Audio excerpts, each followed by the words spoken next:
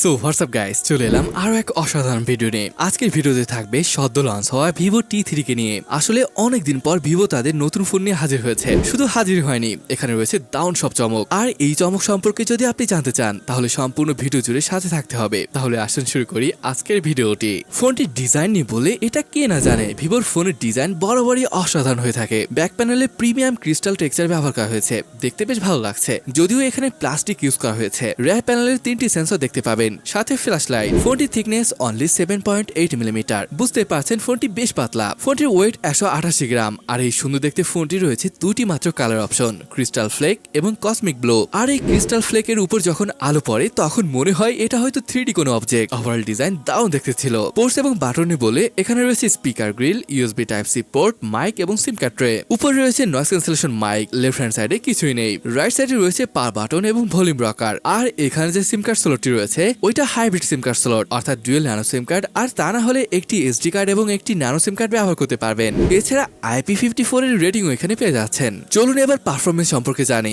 এখানে ব্যবহার করা হয়েছে মিডিয়াটেক ডাইমেনসিটি 7200 চিপ। এটা দেখার পর মনে হচ্ছে এবার দুর্দান্ত পারফরমেন্স পাওয়া যাবে ফোনটি থেকে। এখানে দুইটি ভ্যারিয়েন্ট রয়েছে, 8GB র্যাম সাথে রয়েছে 128GB স্টোরেজ। অন্যটি 8GB র্যামের সাথে 256GB স্টোরেজ। র্যাম টাইপ এখানে রয়েছে LPDDR4X এবং স্টোরেজ টাইপ UFS 2.2। আর এটার আন্তত স্কোর বেশ ইমপ্রেসিভ ছিল, প্রায় 7,22,000 মতন স্কোর আসে এখানে। আর এটা আসলে কাজেরও। এখানে থ্রটলিং চেক করা হয়েছে, যেখানে থ্রটলিং একদমই হয় না, মানে পারফরমেন্সের ক্ষেত্রে মোটামুটি কোনো কথাই হবে না। যখন গেমিং এর কথা আসে, like PUBG new state 90 FPS খেলতে পারবেন। মোটামুটি এটি যে প্রাইসে লঞ্চ হয়েছে সেই হিসাবে পারফরমেন্স নিয়ে কোনো সমস্যাই হবে না। গাইস, এখানে ব্যবহার করা হয়েছে 5000 মিলিঅ্যাম্পিয়ারের ব্যাটারি, সাথে রয়েছে 44 ওয়াটের ফাস্ট চার্জিং। এখানে খুবই সুন্দর একটি ডিসপ্লে ব্যবহার করা হয়েছে। সাইড এবং উপরে বেজেলকে খুবই পাতলা করা হয়েছে, যার কারণে দেখতে বেশ ভালো লাগছে। এখানে থাকছে 6.67 ইঞ্চের full HD plus AMOLED panel, যেখানে রয়েছে 120 হার্জের ফাস্ট রিফ্রেশ রেট। এর ব্রাইটনেসের কথা আসলে 1800 নিটসের পিক ব্রাইটনেস রয়েছে, যেটা দারুণ ব্যাপার। এরকম ডিসপ্লে সাথে রয়েছে স্টোরেজ স্পিকার সেটআপ, যার ফলে খুবই ভালো ভিডিও পিং এক্সপেরিয়েন্স পাওয়া যাবে। ওএস নিয়ে বলে এই ফোনটি এসেছে ফান্টাস ওএস 14 এর সাথে,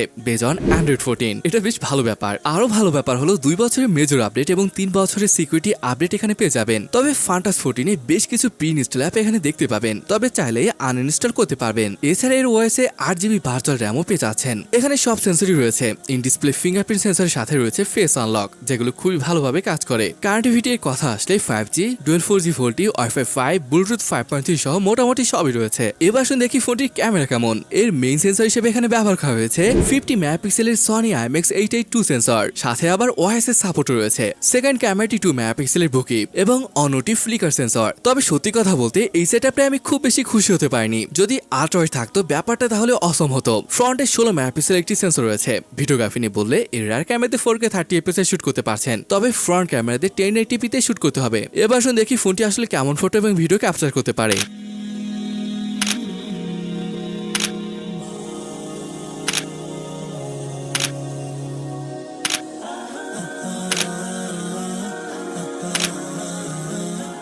ফাইনালি প্রাইস নিয়ে বলি। ফোনটির বেস ভ্যারিয়েন্ট ইন্ডিয়ায় লঞ্চ হয়েছে 17,999 রুপিতে, যেটাকে কনভার্ট করে দাঁড়াচ্ছে 24,000 টাকার মতো।